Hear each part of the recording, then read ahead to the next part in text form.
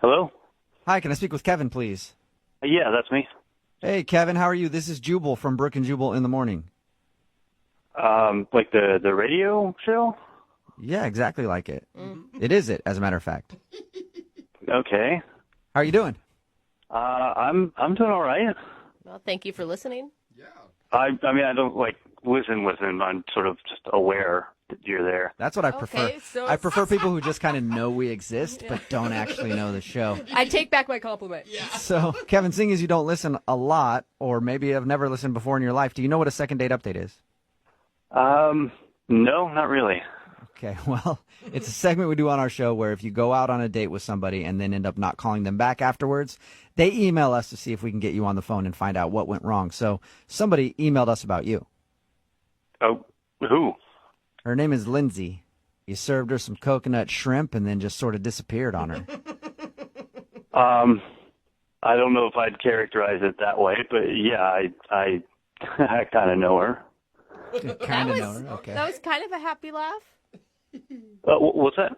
I mean, you sound positive about Lindsay. Oh, no, I didn't think that she was that into me, given how we last interacted. What do you mean? Well, I mean, we met at this party that I was working, right? And we were friendly and chatty, and I thought, there's the possibility that something will happen. And then, she invited me to this party at her house, which I thought was a good sign. Mm-hmm. Uh-huh. And she said it was not like a full dinner party, but there's going to be some food and friends, but it didn't really turn out that way. Really? She told us the opposite. She said that she thought you had a good time and was concerned that maybe one of her friends scared you off. Oh, no, I had no problem with her friends. It was the way she ran the thing that sort of ticked me off. What'd she do? Yeah, she actually made you mad? For a little bit. She asked if I would go by the grocery store and pick up a couple of things on my way over, which, is fine, I suppose, if it's a potluck kind of thing. So I go to the grocery store, I get to her house, and she and a friend are still decorating and putting the place together. And she shows me to the kitchen and says, all right, sort of get started. I'll, What? be in and, check on you. What? Wait a minute. She made it sound like she invited you over early so that you guys could have some one-on-one time before the party. Yeah. Not so that you could do her work. Yeah, there was not a whole lot of one-on-one time aside from her coming in and tasting the things that I was trying and making suggestions on how to fix it, a little more red pepper, a little less salt, things like that. So it was one-on-one time with you and a stove making food for her friends. For the most part, yeah. And then she criticized what you were making? A little bit. Okay. So did you ask her about that? Did you go, hey, maybe you want to join me in here and help me cook?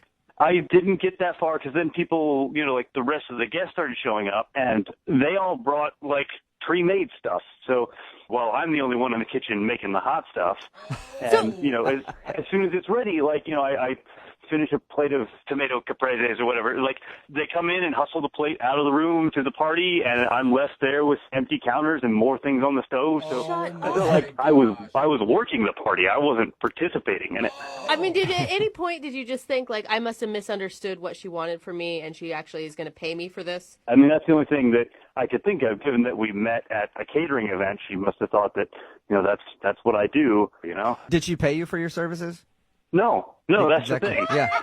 She didn't even reimburse me or anything for the groceries she asked me to pick up on the way over. Really? She didn't even reimburse you? All right, well. Yeah, I went to a party and worked it and ended up losing money on it. All right. Oh my Well, I God. think we need to be bill collectors here and try to get your money at least, Kevin, because she's actually on the other line listening and wants to talk to you. What are you talking about? I mean, Lindsay's listening. Lindsay, you there?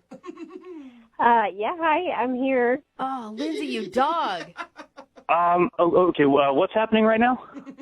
I'm really sorry, Kevin. I did not mean to give you the impression that I hired you to cook for my party. It's kind of hard for me to draw another conclusion, given that what I did that night was